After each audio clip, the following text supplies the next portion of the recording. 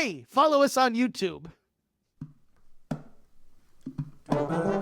Two dudes watch cartoons. Two dudes watch cartoons. Two dudes watch cartoons. Two dudes watch cartoons. Yeah. Welcome back to Two Dudes Watch Cartoons, the podcast where two dudes, that's us, watch cartoons. My name's Evan. And my name is Alex, and we got this right on our first try today. We're bringing you an exciting one, a good one. Thanks for joining us as always. Feel like we always save that for the end, but appreciate you all being here. Today we're covering another Studio Ghibli film. What is this? How many have we covered now? Do you know? We should know. I don't. Four. We've done Spirited Away, Spirited Porco Away, Rosso, Boy and Boy the and the Heron. Heron. And now This will be four? And Boy and the Wow. Heron was December 23, so it's been a year since we've done some Ghibli. We fucked up. We took We a fucked year up. off. We We're took back. a year off, but now we're There's back. so many too. And We after strayed from the watching this path. one, I was like, we need to watch some more. We need to start mixing these in maybe a little more regularly. Oh, yeah. Oh, definitely. Today though, we're covering Princess Mononoke. I feel like we need like taiko drums or something, but it's this is your first time seeing it. It is. This was my first time seeing it. Why don't you tell me about the first time you saw this movie and how many times you've seen it since, would you say? I want to say this is my third time seeing this. The first, I think, was... I honestly don't remember. I think I was in high school watching, just going through the Ghibli catalog with a bunch of friends. And I wasn't invited, but that's fine. Yeah, that's I'm okay. just We weren't fucking really with you. friends Yeah, till I after know. high school, yeah. I'm just totally messing with We you. weren't watching this in Spanish 3. Well, we should have, but... Should have been. Yeah, I think this was probably the first one. I mean, I saw like Totoro, which is a good film, but like this was the first one where I was like, oh my God, I get the Miyazaki hype. With Totoro, I was like, yeah, it's fun, it's cute, but That was fun. That was yeah. fun. This one, though, I you were think, like, whoa. yeah, for sure. And 97, that's almost That's as old as we old. are. It's 20. It's almost 30. It's almost Shit. 30 years old. Holy fuck. That was going to be my fact, is this movie's almost 30 years old, but by the animation quality, I don't feel like you can tell. It's beautiful. Yeah. Honestly, to his credit, the quality of this is on par with The Boy and the Heron. It was astonishing at times watching the animation, and I was like, this was in 1997? We've taken steps backwards, I feel like. This is gorgeous. Yeah. What does Yeah. that say about the state of the I don't know. animation as a medium? The decline.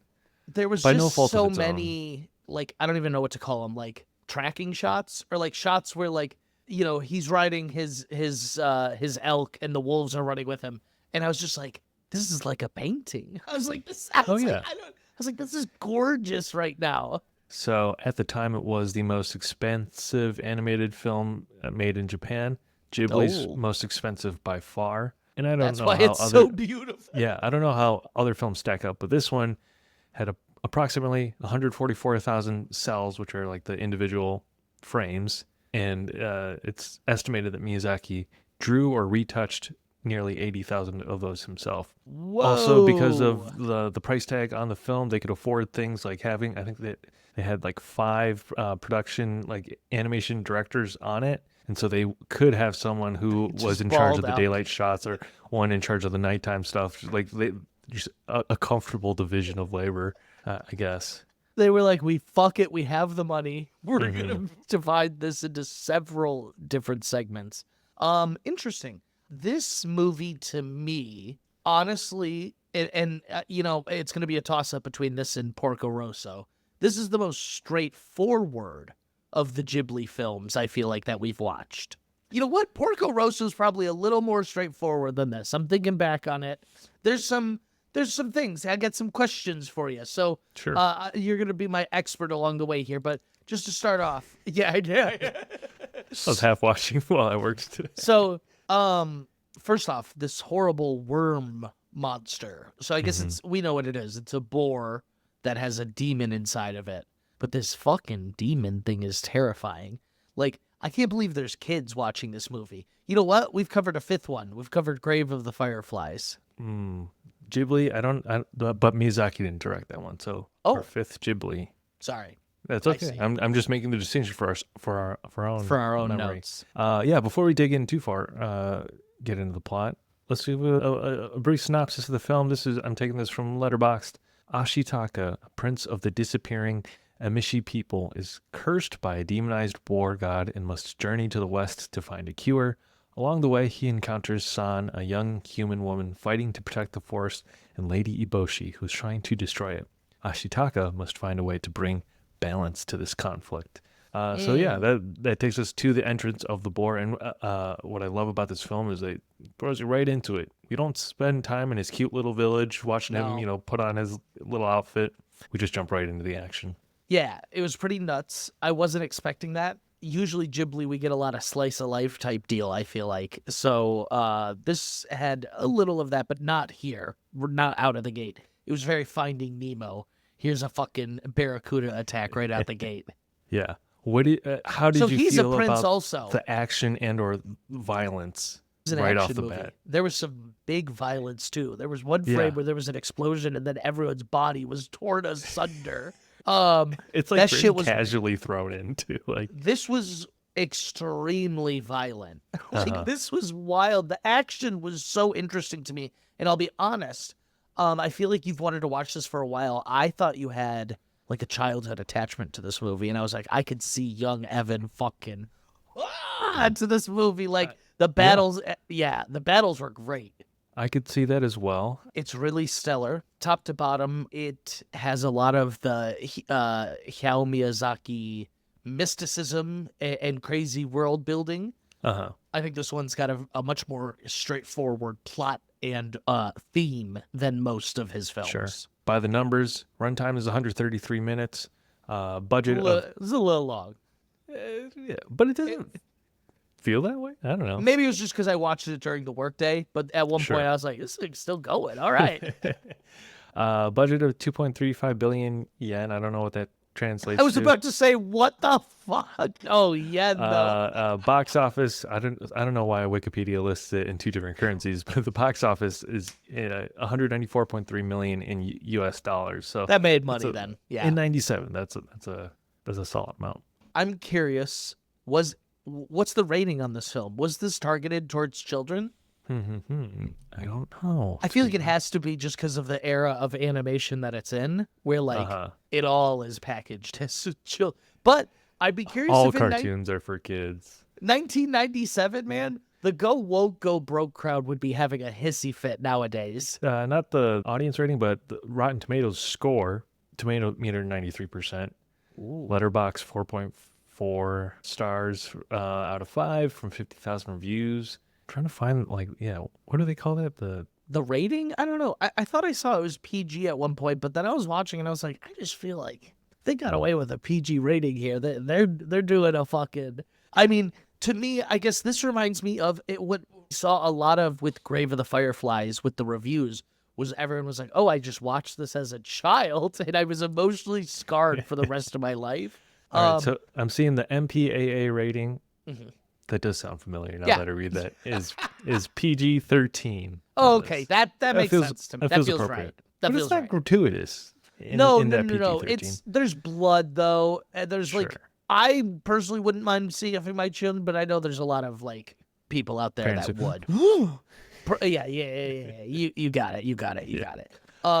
At one point they dropped our main character, and the wolf was like, "You want me to eat his head?" And he like went right mouth around the head, and I was like, "Whoa!"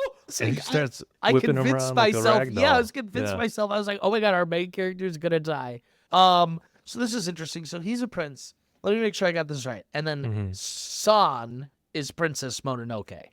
I guess. I think she's the princess of the movie. I don't know that they ever go, "This is Princess Mononoke." But I think it's referring to her. Stop. You don't know? No, you don't know? Come on. They say the name. Do they? And before we even get into San and Ashitaka, this movie starts with a narration by none other than Keith David. But he's also in the film. I thought he was just going to be the narrator. Was it his character narrating in the beginning? I don't know if it's meant to be his character narrating, but he plays one of the boars, I believe. He's like the boar spirit. Yeah.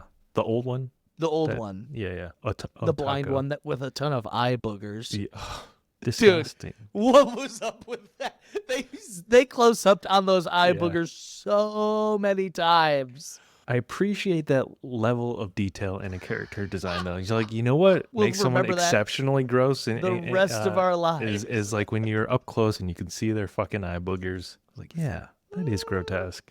That is so fucking funny. But yeah, that was the first thing that I was like, oh my god, they got fucking Keith David narrating this. Well, yeah, we've covered Keith David. He president was of Rick and Morty. He's the president of Rick and Morty. Elroy Patashnik. And he also was in Coraline. He was the cat. Oh my god, yeah, I forgot about that. I was like, wow, we keep running into this guy. He's got a great voice, though. Beautiful voice for it. We both watched the dub today because, as we've mentioned, we were both watching this while we worked. These dubs, even back then, are pulling in star power. Yes. Yeah.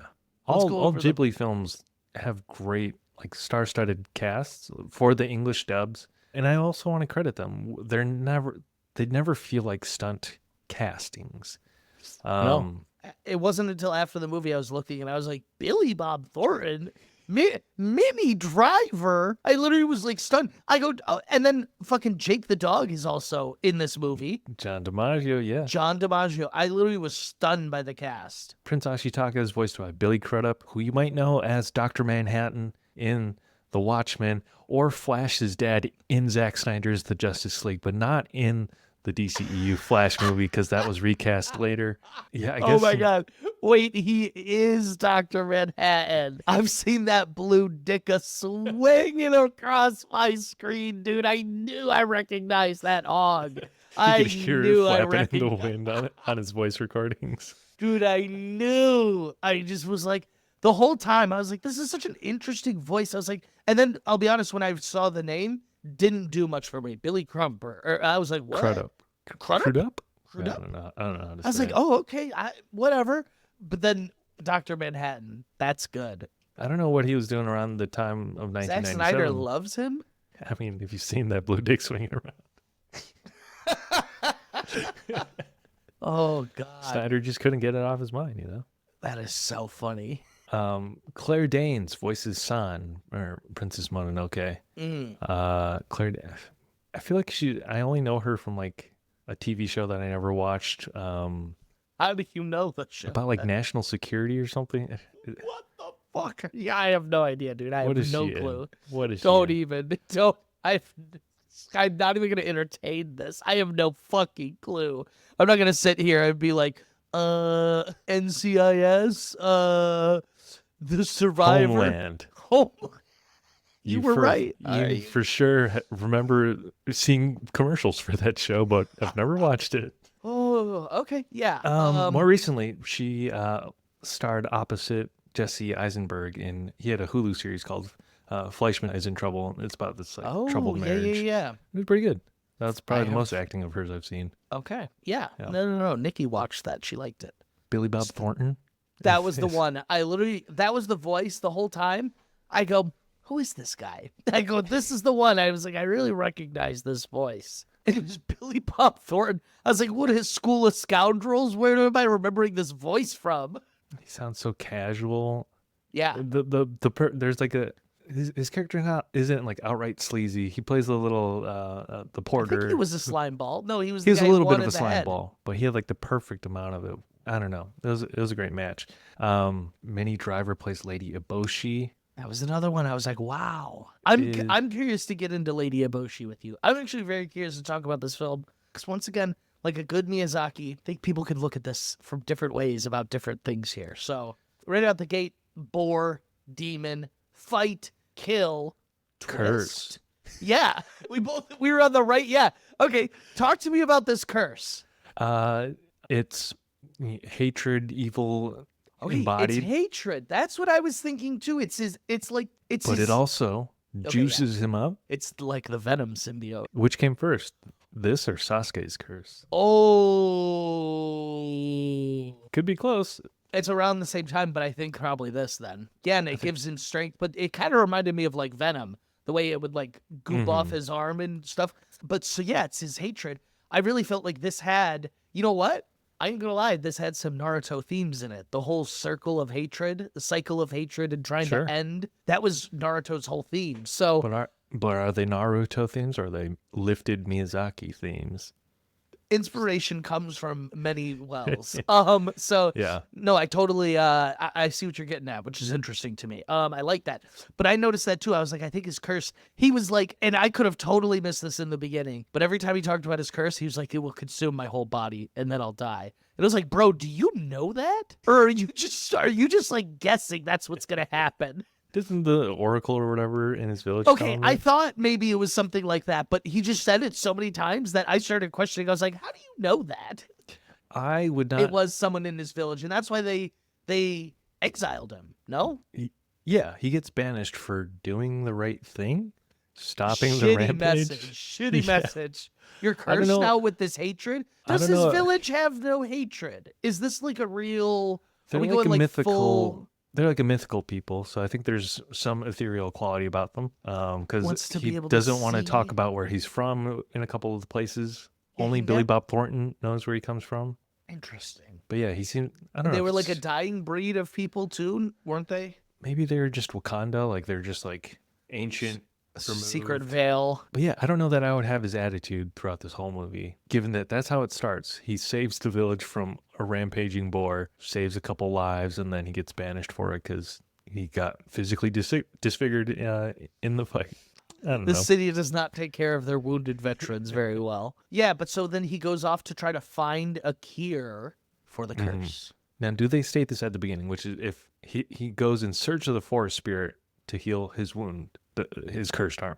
Right? Yeah, I think that's what it is the forest spirit can heal anything, because they mentioned that. And I guess he didn't outright say that, but it would make sense that he knew that also. What I love about this film in particular, and I feel like it translates with a lot of other of Miyazaki's films, is like there's always competing dynamics. They introduce you to all the players. Their interests are competing, but they're never really antagonizing. They are antagonizing each other, but they're never like in complete opposition of one another. He meets Lady Eboshi, and immediately you're never really picking sides one way or the other. I'll be honest. She's the antagonist, but I she's was taking shook care when of we the find lepers. out Lady Eboshi is the villain of the film. Because Yeah. they build her up. They were like, Lady Eboshi has a big heart. She takes in all of the wounded and weary. Takes people out of, being trafficked. She takes care of the lepers. So like they introduce you to the villain pretty quick. She's doing a lot of good though. She's doing a lot of good. And man, because this has all the Miyazaki staples: pacifism, environmentalism, how humans interact with nature, industrialization, like how the world is changing around you. I don't want to say he's sitting on the fence, but he's like these movies contemplate that. He's contemplating. Yeah, no. Okay, yeah. These films are contemplating. To me, there is such a question of. Gosh, and I mean, we're gonna jump all around here, but like Lady Eboshi is like 100% the villain while she's doing good, and yet our character still sides at the end to go back to Irontown and try to rebuild it. It's like Miyazaki is saying, like, look, there's all this horrible. It's very industrialization, capitalism is like. Well, it's doing. I provide all these people with jobs and food and insurance. You're still exploiting the land and people and their work. So what's interesting though is he's like not fully giving up on that. I'm curious if you think in 30 years has he finally like turned his back on society fully? Is this him still having some optimism here at the end where he's like, Irontown is not. Irontown is not evil. Irontown is just a collective of humans trying to survive in this world too. And oh my God, and Billy Bob Thornton says it best. God, this movie was great. He goes, everybody wants everything. That's just the way the world works.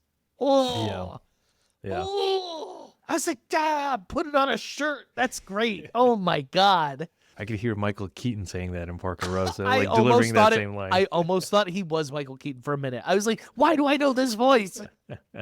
Has his perspective changed? I don't know. I think his message sort of has always been there, like there's nature and there are humans, and we don't necessarily fit right in. We should do our best to preserve the world as it is.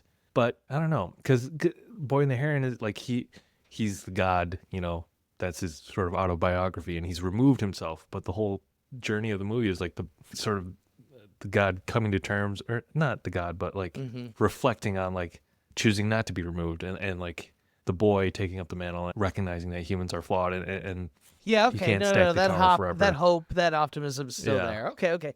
I just thought that was so fascinating that we're presented such an interesting dynamic of Irontown specifically. Oh yeah, we're right not. Away. We spend almost more time there also than we do like in the wilderness and with the wolves and Princess and with San. You know where we don't spend much time? Ashitaka's village. Ooh, they say get the fuck out of here. It's almost an irrelevant detail that he's a prince. I until you read the thing again, I go, he's a prince? I don't remember that plot point at all.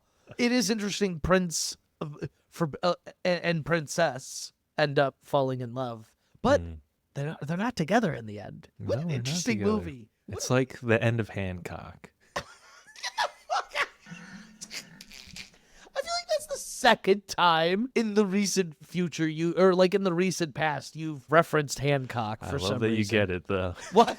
I do get it. I've seen that movie way too many times that I'm happy to admit. Wow. Not a great superhero movie, but for whatever reason that resolution always sticks with me, like the lovers that can't be together. Oh God, that's funny. So I think that this film could have taken an easy stance and just been like, nah, the humans are wrong. But there's even the part where Lady Eboshi like brings out two women and she's like, these women's husbands were killed by your wolves and they deserve revenge. And I was like, cycle of hatred. It's going to continue on, and that's why they kill. I mean, obviously this movie is pro-environment. There's an environmentalist slant to it, but like the Boer tribe isn't necessarily good. They're just on a blind rampage. Otako goes, we're all growing small and stupid. Eventually we'll just become, small games squealing around. Then it made me think about Boy and the Heron. I don't remember exactly what the dialogue was in the scene, but like when they have, is it Willem Dafoe who voices the geese or the birds or whatever? They can't fly. They have to, like, they're growing old and stupid. And I was like, is Miyazaki recycling? Like, I don't know. I don't want to say he's not recycling, but there's I feel like things on his recycling mind. is so, that's not the way to put it. It's that he writes what he is feeling and thinking and things that are weighing on him, I feel like. Yeah. And I think this is a testament that, almost 30 years later, it's still weighing on him. Yeah, very much so. Which, I hate to be this guy. I think Spirited Away was the first Miyazaki film we did. And when I watched that, I felt very power to the people, down with capitalism. And I think we're at like a interesting point in American history. And I think I watched this with a very interesting lens. And so I found it very fascinating that it didn't go all pro-revolution down with the industry and the people, just because that's a little bit of where I'm at the moment. Sure. But I think it was, I don't want to say, it was so grounding. I think he is so interesting the way he brings all these mythical elements and storytelling things, but he tells such a grounded and realistic story generally. Or not realistic, but like it's just like so relatable on like an interesting level. I think that's something he contemplates in most of his films, is like the context of him having grown up or shortly thereafter World War II and sort of the restoration and modernization of Japan. Technologically, for humans, it's, you could say, a net positive. But it's something he thinks about, like it removes you from the natural world. It separates you. It does have benefits. People live longer. Their quality of lives improve. Take care of the sick. Take care of the disenfranchised. Irontown, Lady Eboshi takes care of her people. Yeah. But there's like this trade-off that he's weighing. So I always think it's interesting that in these sort of tales, humans are always represented by like two things. And it's always like pollution and guns. Like, those are the dangers humans bring. What's more American, baby? You beat me to my point. Because I was like, those are always the dangers they present when it's like mankind is evil type deal. And it's the guns, or like weapons, I guess I should say. And fucking pollution. And I was like, what's more American than that? I love the rifle design in this film. When Lady Eboshi first puts she like Oh yes, mounts it like a rocket launcher, and Yeah, then it there's was just like a so little match cool. that lights the gunpowder. I don't know if guns had ever worked like that, but I've never Never. seen something like. But that's the sort of creative shit that he does that like serves no purpose, but still reminds you we're not fully on Earth type deal. Yeah. So it would be easy to say humans are represented by Lady Eboshi's village, by Irontown. But what There's about also- the Boers? I feel like that's maybe a little more characteristic of where the American people are at this moment. The voting populace, at least. Interesting. The Boers, so they were ready to attack the humans. They said enough is enough. I see where you're getting at. A very tribalist mentality. Yeah, this is interesting how you bring up they show all the competing interests. There's like the monkeys. They were like, give us the man. We'll eat the man. We're going to eat him. Terrifying. That was bone chilling. Yeah. But then the Boers come in and they were like, we're gonna fight back, and they go, hey, if we don't live, it's gonna be a fight the humans will never forget. And I was like, oh, that's some cold shit. I mean, not to get too philosophical, but like that's what terrorists think. Like I'm not gonna survive, but they'll fucking remember it. Yeah, so that was really interesting because then you had the wolves and San being like, no, even though they've been very anti-human the whole time. There's a lot of, he's really good at telling the competing interests and different groups and motivations for them. It's really interesting in that way. Which faction would you be in this landscape? Doesn't have to be based on your personal ethics or anything, but just like if you had to be a dog in this fight. Yeah. I am one of the lepers, I feel like. No, I'm just kidding. It's like I've been brought in and I'm just like I'm suckling on the teat of capitalism till I die. I love the wolves. If I just get to pick any, I'm going with the wolves. They live free, they live proud. They're not scared of anyone, they're willing to fight for their home and others, and their pack. What about you? Realistically, I think I would be, also an Irontown leper, just like, or even one of the soldiers, highly ineffective, not able to stop Ashitaka or the Wolf Princess. I'm one of the ex-sex workers she rescued. That's who that I am. I think there would be some fun in being Billy Bob Thornton's crew, just like we. I don't know what he is, like a merchant or something. He's just like working the interests of like he's riding the lines between all these different factions. He's got a pardon from the emperor to kill the spirit. He's like he's warming up to Eboshi. Yeah. It is very this one is very like it felt Game of Thrones. They show you the whole landscape. They get you attached to little bits of each one. Samurai and yeah. There's a war. There's an impending war coming. Yeah. To take us back to the beginning, he kills the Bork, gets banished, and then he's just riding his elk and passes. His elk is beautiful. Elk is Yakul. Yakul is maybe my favorite character. Goat of this movie. Okay. Wait, you know what? I know I'm saying that jokingly, but San freed Yakul. Took off his thing and said, you are free, go do whatever you want. And Yakul stuck by fucking our dude's side, and Yakul's a real one. I fucking love Yakul. Yeah, no dialogue, but says more than says more than he needs to. When they finally get to the pool at the center of the forest or whatever, he stays in the water. And he knows not to touch. San goes, you know better than to get on this island, don't you? And he's just whoop, Yakul, nose up out of the water. How'd you know? Smart Yakul? dude. How did you know? It's because he's part of nature. Yeah. So kills the board, gets banished, and is just casually strolls upon the samurais raiding a fucking village, and then then he lops off. Oh, this was the violent part. Oh my god! He lops off arms and a head with his arrow. He shoots an arrow, and he shoots it so strong with his venom symbiote that he fucking lops a dude's head off, and I gasped. Like, whoa! I clutched my pearls for a second. That's a D&D curse, right? Like, would you build that into your character? Yeah, I'm the type of person, I think in D&D, it's no more... questions asked. Yeah, no. Hear me out, though. In D&D, it's more interesting to have, like, debilitating or, like, something to play around, work around. because you just got to be more creative. It's more interesting. You don't want to be God. You don't want to, because then you're just flum, flum, flum, flum. You want to be like, oh my God, we need to run away from this person, but I only have 10 feet of movement because I chose a small character. You know what I'm saying? Like, you want to have some sort of flaw. It's more fun. Yeah. And the Dungeon Master's not going to kill you. You say that. At least the dice might. The dice might, but the Dungeon Master won't. Yeah. No, I'd love a curse. It's like a warlock. Give me a warlock all day long. I love that sort of shit. Yeah. And you bet your ass I'm not telling my party about no curse. It's like the guy who doesn't tell him about the zombie bite. Yeah. No, we're all fine. It's hot. I'm not sweating. Yeah.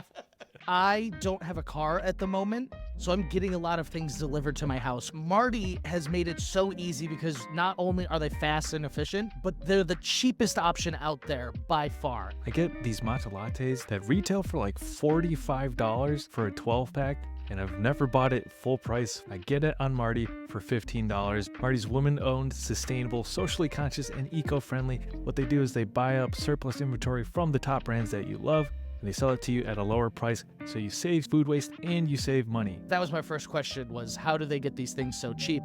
But they have a model, and it's passing savings on to you. They got hundreds of items, fast shipping, no subscriptions needed, and you can save on all the great food that you love. We do have a discount code when you go to marty.com/2dudeswatchcartoons, all one word. TWO, Dudes Watch TWO, 2 Dudes Watch Cartoons, all one word. You can save $5 off your order. Go to marty.com/2dudeswatchcartoons at our link in bio, or just plug in the promo code 2dudeswatchcartoons. That's TWO, Dudes Watch Cartoons. Thanks for supporting the pod. Go get yourself some delicious snacks. Alex, go figure out the car situation. I don't know what's going on. I don't need to with Marty. Back to the episode.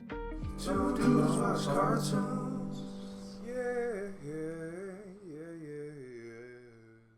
There's a part 2 where someone shoots, I think, a cannon or a gun, and it's like a horde of men, and they're all just like losing their arms, one's head's off. It was like a flash, though. It was another scene. I was like, whoa. Yeah.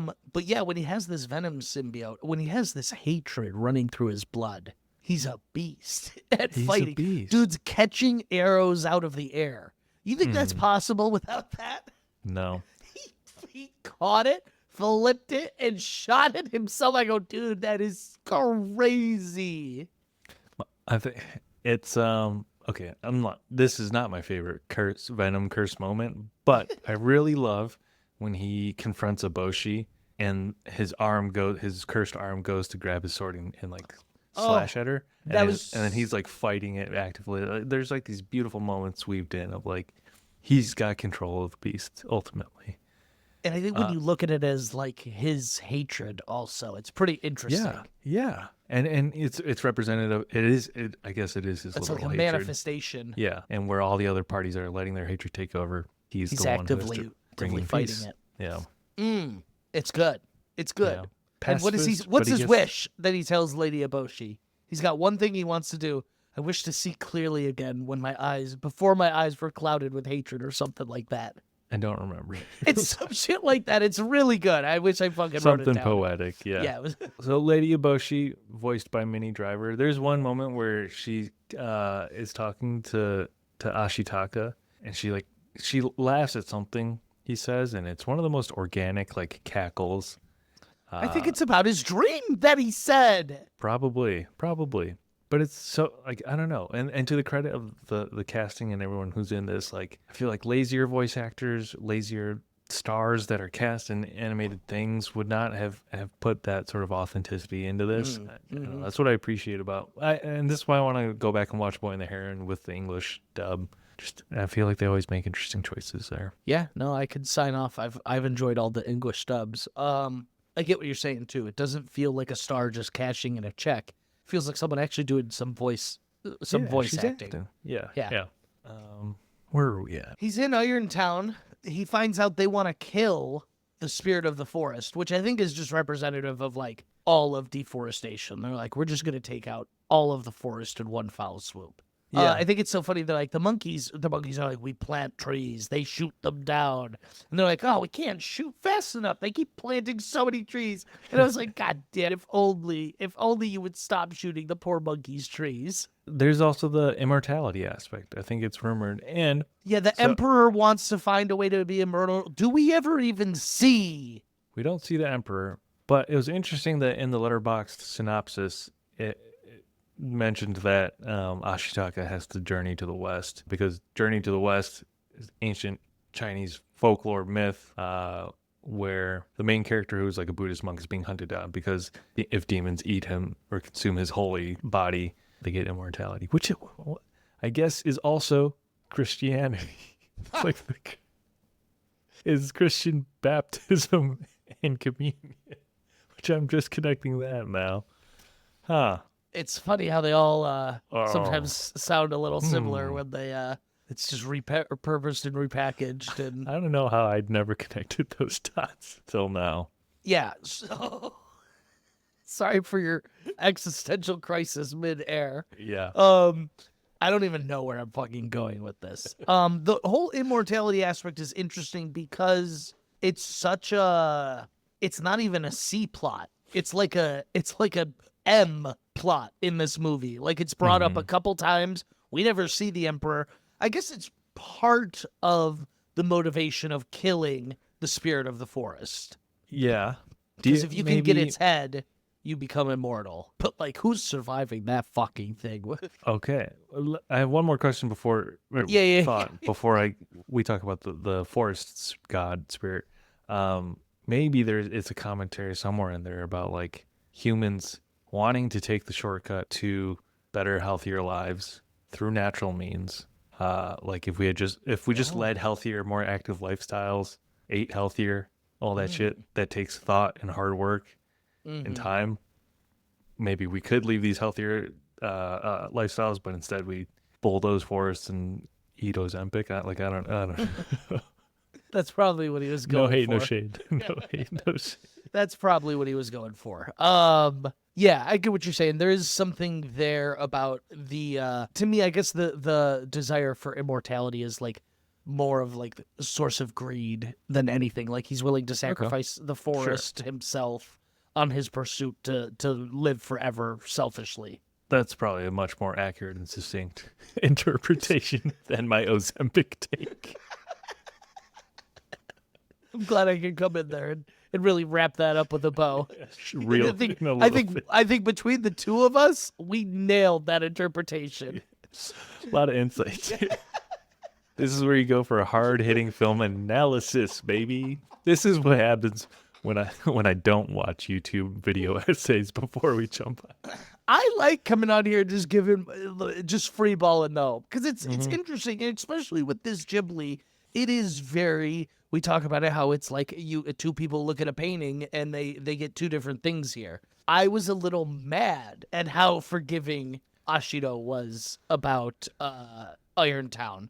Yeah. Like, they really fucked it all up. Like, I get but there's good people there. Fuck. And there's good people there, yeah. Fuck, man. And thus, that's complicated. what Miyazaki and he loves has the been workers too. He loves the women. Years. Not like I mean, you know what I mean. The women love him. His little, not sleeveless. What's the opposite of sleeveless? What's the sleeve? Only sleeves. Only sleeves. Sleeves only. What was so funny about that is literally as he's taking his shirt off, I go, oh my God, he's going to expose his curse. And he takes it off and he's got just sleeves on. He's thought of everything. He was like, I've got the perfect garment for this. Oh my God, do you think they were pissed that sleeves only never caught on after this? Probably. Oh my God. I'm so glad you brought that up. That was so funny to me. It's a cute little fit. I'm bringing one to the bachelor party next week. Or where do we find it? Oh gosh. Yeah, that's what we need. Just a bunch of sleeve onlys to really show off the great parts of my body. He likes the people in town. And so he doesn't care that the leadership is corrupt and evil and selfish. He needs to go back and take off that other arm of Lady Ibarashe. Just like get her out of the picture. But I mean, that's the Miyazaki dilemma. Like, these people are ultimately they're flawed, but they're good And they're innocent. Yeah, they're and they're innocent good. for the most part. Yeah, fuck, man. That's tough. And then when our main character literally yells out to the leader, "Your town's under attack. They need you." She goes, "This is a trick. You're just trying to trick me." Let me keep closing loops here on this pod. Please. Yeah. We called it fence riding at the very beginning. I think you called it feds riding. Go on. No, it's a neutral-ish stance, but like this perspective that yes, shit is fucked up, humans are flawed, but are inherently good. Is that not the messaging we need in this current environment? As we look across the aisle and wonder how people can vote for things that they vote for, and support things that we don't support. Are you saying we need this more now than ever? This sort of mentality? Yeah, we're fucked up, but humans inherently are good. Humans are, As much as it grinds my gears. I was going to say, I don't think I've been feeling that way lately, but for Hayao Miyazaki, I'm willing to give it a shot again. Be a little bit more optimistic. Yeah, especially, I guess timestamping this, like the fires in Los Angeles are happening. Our thoughts are with anyone who is affected by that, who lives in that area, had to evacuate, or is affected by people having to fight those fires. Like we're going through what Miyazaki is talking about here. In these moments of crisis, humanity does shine through, right? People come together, people help each other out. Think that what is interesting is he is showing, like, in this movie, humans just like dunking on nature, and this was nature deciding, like, we're gonna fight back. Yeah. And I'm not here to say like the fires or the snow or the hurricanes, or this is like nature fighting back, but you take a look at what we are doing in the sort of weather and climate and activities that are going on. We're facing consequences. We are facing consequences to our actions, and I think it's interesting that a movie almost 30 years ago is touching on these topics that we are unfortunately still talking about prevalent today. And the hopeful takeaway is sort of like being the people of Irontown. Eboshi gets her arm taken off. She's the antagonist, but she does sort of have that epiphany towards the end where I forget what she says, but she's like, oh, she wishes Ashitaka were there, or she like sort of laughs about the whole affair. Yeah. She's got probably the most arrogant line in the whole movie. What does she say? She goes, "Watch, gentlemen, this is how you kill a god." Pretty baller. It's pretty baller. And then she loads that bazooka rifle up. And then she's like, so let's talk about the spirit of the forest. We haven't touched on it at all. Wow. Describe it to our audio-only listeners who are not going to Google it for themselves. Sure. During the day, it's an elk. It's a kind of deer-ish thing. Large, probably 10-point antler for all you hunters out there. Maybe 20. There's fucking a lot of them. Antlers. A lot of antlers out of this thing. More humanoid face. I was almost thinking like a baboon face. So like elk, but with like longer Looks fur. Like it almost has a beard underneath its face, if that makes sense. Yeah, and this red face. So during the day, that's the form it takes. It roams the forest. At night, when the sun goes down, it turns into like an anthropomorphized body of water that brings life, gives life, and takes life away from different things in the forest. When you watch the scene with the forest god, and you think back to Avatar: The Last Airbender, Book 1, season finale, homage or straight ripoff? Gosh, it's closer to ripoff only because they fly so close to the sun. It looks so much like it. Yeah. And the only reason I'm saying closer to ripoff is because it doesn't fully have. It's like a force of nature water, I guess. You know what? I take it back. It's leaning homage. I think they just chose to go with water as their natural element. Sure. I think their intention. is homage. It's very similar. But the character design is almost copy paste. Yeah, I noticed it right away. If you weren't going to say something, I was. About the elk. I love that when it walks, it can walk on the water, and it's dead silent. They play no sound sometimes when they show this thing. And what I thought was really interesting is the god of the forest, the spirit of the forest. It's not just life. It's not. It's the whole thing. Death. It's also death. It's life and death. And I think that's a real yin and yang mentality that a lot of American media misses out on, is that a big part of life is dying. And you know what? I fucking hate myself, but I'm going to wrap this back to the quest for immortality that, God damn it, I called it an M plot in the movie. That the spirit of the forest says, like, all things do die, and that's okay. That's part of nature. That's part of being alive, is eventually coming to an end. Because I thought it was so interesting when it's on the island and it takes its steps. This Flowers are blooming.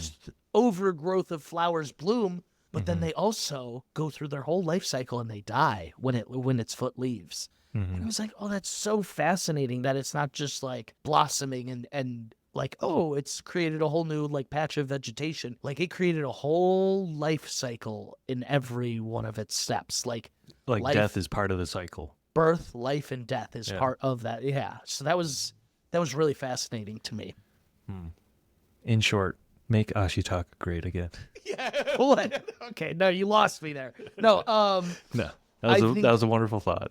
It's interesting now that the quest for immortality was added, and it's such a it is interesting because it's not what like Minnie Driver's character was looking for, but she wanted to kill the immortal beast. Oh man, the first time she shot it too, and it kind of just went through it.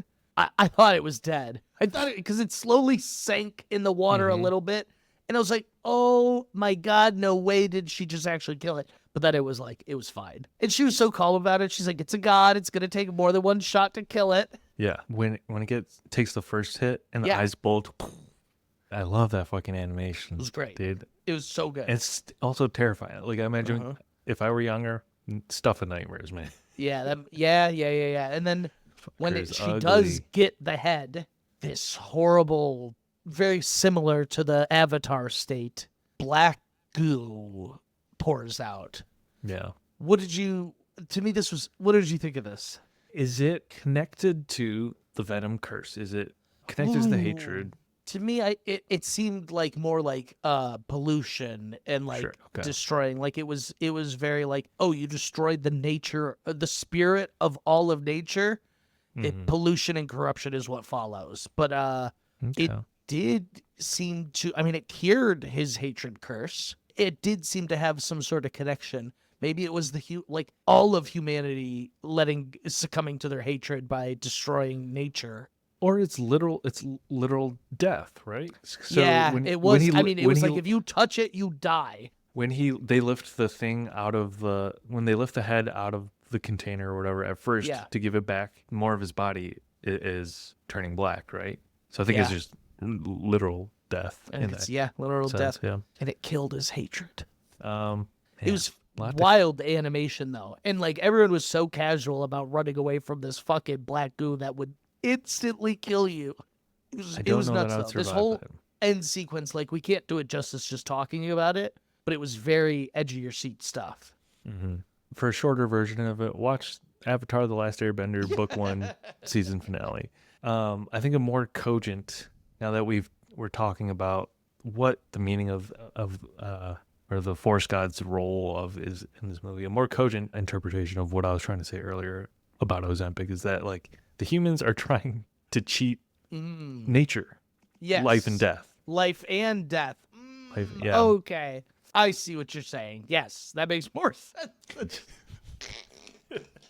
We got there eventually. Got there. Yes, I get what you're saying. When you say nature, I was not thinking of life and death at that moment. I should have been. But yeah. That's the nature of this world and the world around us. Good stuff. Good stuff. So, who was your favorite character in this? Man, it's tough not to be an Ashitaka fanboy. Yeah. With he was pretty great. Sleeves only. I think I enjoyed Billy Bob Thornton most. He's okay. Yeah. I like that kind of character in the Miyazaki films. I think maybe the Heron in Boy and the Heron. He's like a similar. That's the same. A little grating, but they're like kind of funny. Can't help but to love him. All right. I really liked San. I thought San was interesting, but you know what? The one I'm gonna end up like thinking more about longer than this is probably Lady Eboshi? Eboshi. just such an interesting villain of a story because they really make her out to like, and a lot of stories do this where they like make their character like really good facing to the public, but like it wasn't just like an act for Lady Eboshi. Like she liked helping those people. She took pride in taking those women out of brothels. She took pride in taking in the lepers. She wasn't just doing it to like gain the clout from charity. You know what I'm saying? So she was a really interesting, like an interesting face for progression in the vein of like, you know, ruining our surroundings type deal. Breaking the glass ceiling in a way. Sure. Yeah. I thought it was interesting too that he made it like, maybe this is like a biblical reference, but like, why was it like a group of women that were bringing guns into like our society? Like, and she was making the guns specifically so the women could fire them. Like she was like, they're still too heavy for the girls.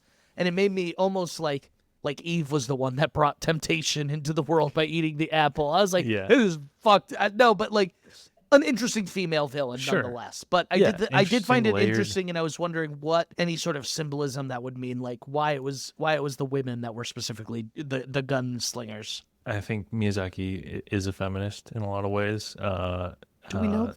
Just kidding. I'm joking. I'm joking. You got a lot of female protagonists. Canceled. We just canceled him right here. Yeah. If you had seen what Miyazaki was tweeting in 1997, we would not be talking about this film. No, I think it just adds to the character's like the complexity of the situation. It's not all black and white, right? He's doing good things for these this oppressed group of people, and they might collectively sort of be doing bad stuff, but they're I don't want to say she was my favorite, but she is maybe the most interesting character in my eyes. Okay. And she has that cold line of "Watch, gentlemen, this is how you kill a god." I also really appreciate, I don't know, I think her name is Toki, but she's one of the Irontown women who just works for Lady Eboshi. You know who Toki is voiced by? Jada Pinkett's. That's what I'm basing my guess off of. My name's... or I messed it up already, but you know where I was going. Yeah. But yeah, there's just this recurring character of the wife who gives her husband a hard time and is crushing on Ashitaka. That's one of those things where the translation never works. Like in the English, it sounds like she is ready to like leave her husband and date like Ashita, but like She's in thirsty. The Japanese one, I'm sure it doesn't come off that way, if that makes sense. You know, it's so strange how it works that way. Her nose doesn't start bleeding. Yeah. Too funny. Yeah, she was like, I fucking wish you died out there. And then he cracks the joke, the very casual. He's like, I was starting to think I did something wrong by bringing him home. And she was like, oh. I would have been like, you're laughing way too hard, honey. Stop. So, I mean, we've talked a lot about what we like and don't like about this movie. Overall, what was your first viewing experience like? And then let's maybe jump into, let's do some closing thoughts. Yeah. Jump into our Letterboxd. Yeah. Hot box I really love this film, top to bottom. Yeah. I thought it was beautifully animated. I thought the message was pretty clear and succinct, while at the same time still presenting those mythical elements, some abstract elements. I loved how it's not black and white. There's a lot of gray in this film. This is one that I feel I'm going to be like thinking about for a while. Like it's going to stick with me. I did just watch it today, so I can't confirm that it's going to stick with me, but I feel like it is one that will stick with me. The action was was great. What's funny about Studio Ghibli, and we've talked about this before, is it's like a different story, but they all have a similar feel. Like we were talking about, like, we didn't even talk about like the Wari Wari, which are not Wari Wari, but like the little dudes in this one that look just like the things in The Boy and the Heron. The forest sprites. The forest sprites. Called, but... Yeah, and they're like, I think that having a unique voice, a style, it's fun for us to go back and see, not where it all started, because he was making films before this even, probably like 10 years even before this, I think. But it's fun to see it form over time, if that makes sense, knowing where it ends up. Wonderfully put. So this came out in 97. Of the ones we've watched, it's sandwiched between Porco Rosso and Spirited Away. I think it's just interesting to think about where it sits in the pantheon of Miyazaki / Ghibli films. Like you had mentioned, we sort of joked about, he revisits a lot of themes. Yeah. And having seen a couple, I don't mind at all. Like, these are open-ended questions. He never really poses a conclusion. He just says these are things to think about, so interesting. Yeah. He never gives you... Like he never tells you what to think. I'll put it that way. And clearly he's still pondering this so many years later. And I think that's what is so rich about all of his films. You can sit here and ponder them forever and never. Is it come about to Ozempic or the journey of life or and death? Jesus Christ or Jesus Christ himself? Yeah. And there's unless you've watched this movie, there's no good way to describe it in an audio format to you. It is just a viewing experience that you need to have visually. It's exciting. It's beautifully animated. The colors are rich. The background is beautifully painted. It moves pretty well. Like Evan was saying, the pace is good. Again, one of the most expensive animated Japanese movies at the time, or it was. So it's still the gold standard of animation today. Watching Miyazaki, anything by Miyazaki. So highly recommend. I think I would give it 5 stars. I can't. Yeah. It sticks with you. Yeah, and that's why I think people revisit his movies. I'm also going to give it 5 stars. I don't want to say I was looking for reasons not to, but I kind of was. I was like, okay, is there anything that would bring it to a 4.5, a 4.75? And I couldn't come up with anything. It's a 5-star film for me. Even half watching this while I work, it's just beautiful to take it. That's not the ideal state to be watching. This took my attention away from work. Yeah. That's how I know it's a good film. I was I was sitting here like this. Oh, wow. Yeah, we're meant to be out there running in the woods, not fucking answering Slack pings. That's right. And I am a wild robot. That's what that just reminded me of. Sorry, I had to get it out of there. There you go. Yeah. I really hope that wins Best Picture. I know, dude. I can't even get my hopes Best up. Animated. Yeah, it's gotta. I hope it does. It's got steep competition with Flow. Flow's in the conversation. I haven't watched. We need to watch yet. Flow yet again. Okay, I got Letterboxd up here. You have any reviews you want to read? I'll read the first one. I'll snipe that one. Go for it. Go for it. Depression Fan 93 rates it 4 stars. Interesting. If I met a girl who was raised by wolves and hated me, I would also do a bunch of stupid shit to impress her. God damn it, that's so funny. All right. 4 stars. Gaslight Gatekeep Girl Wolf. That's pretty funny. This is not a particularly great or funny one, but this reviewer, Houston Coley, compares it to Avatar 2009. I think he's referring to... Yeah, The Last Airbender? Or the movie. Is he... I would imagine. Avatar 2009, James... I don't know. Oh, yeah. Avatar The Last Airbender came out before that. But so it's like a conversation, Avatar 2009 saying, who are you? Princess Mononoke. I'm you, but with real thematic depth and thought-provoking nuance. Slam dunk. Edit. Never mind Avatar 2000. You can't backtrack your own joke in the review. They Mr. Coley. See, this one says 4 stars. Damn, I missed out on these films as a child. And I'm starting to feel a little bit of that. I feel like I would have loved this as a kid. Yeah. I think it might feel slow-paced, a little long, and maybe difficult to grasp. But I think there's some beauty in that. There's a lot of, I too would simp for Saiyan, a princess raised by wolves, protector of nature, and hater of humans. Can always count on the internet to be a little bit horny, a touch horny. Oh, that's so true. Forget sand. Show me more of that sleeves only. I need more of that sleeve only shirt. 5 stars, my first Miyazaki. Good for you, wow, Jake. Wow, that's a great choice. This is a good entry point, I feel like. Yeah. I feel like this would be a great one to show someone for the first time. Maybe I'm being reductive of Spirited Away, but I feel like this one's a little less, you said this earlier, less straightforward. No, this one is, this one's a little more straightforward plot-wise. Okay. Spirited Away, I mean, is very Alice in Wonderland. Existential? More existential, I feel like. I think that, they're, I don't know. It's hard to compare apples to apples here. What's so weird is Chihiro in Spirited Away needs to get back home, but we don't know the steps for her to do that, if that makes sense. She ends up getting a job and traveling. You get what I'm saying? She's just playing by the imaginary rules of this game that we don't know. Whereas in this one, he's got a clear objective. He needs to clear his curse arm. he's going to stop a war between nature and the humans. You get what I'm saying? That's what I meant when I say a little more straightforward. Because the themes are still ambiguous and metaphorical, and there's a lot of mystical elements and whatnot. But I just meant like it's easy to track like, okay, he needs to do a little bit more X, Y, and Z. I forget that about Spirited Away is that movie is so like nostalgic. Yeah, it just takes you from one thing to the next though, with very little explanation as to which he's doing and why. Yeah, I think this movie is a little less nostalgia-laden and contemplative in that way. That makes sense. But different strokes for different folks or ages in your life. Yeah.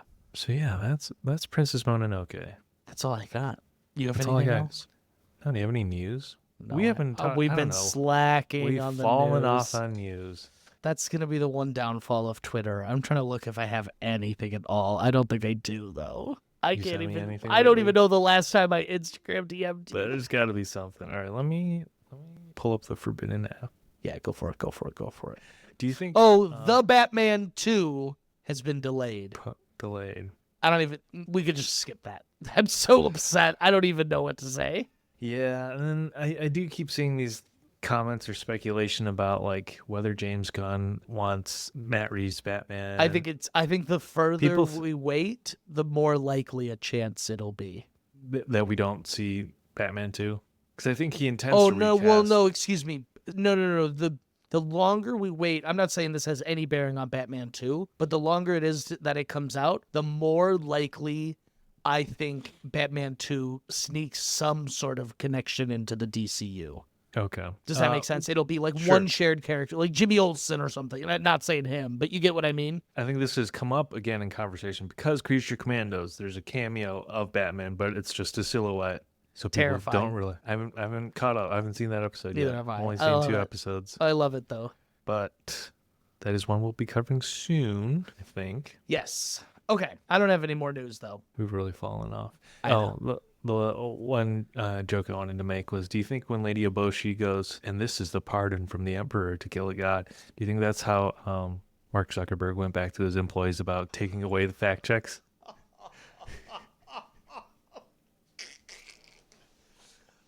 And or Elon bragging about something fucking bullshit to his employees. Humans are good. Humans are good. Humans are good. Anyways, The Emperor gave me a pardon to kill a god. Yeah, Elon has one of those. Maybe 2. Yeah. Fucking fuck, man. Okay, we need to end on that note. I can't go anymore. Do you have anything else? Great no, I movie. got Great nothing. pick. Yeah. Okay, if you enjoyed this episode, we have plenty more in our backlog. Like we mentioned, 5 other Studio Ghibli films. I guess 4 other Studio Ghibli films. Go check those out on Apple, Spotify, and YouTube. And make sure you follow us on Instagram and TikTok while you can. At Well, Two you can- Dudes. oh, do we want to talk about that? I don't know. No, because you know what? I'm trying to remember that people are good, man. And look, I don't even you know me. I do not really use TikTok. There was a period where I was on it all the time. I have really downed my sort of like real watching time, and I really only do it on Instagram now. It's such bullshit.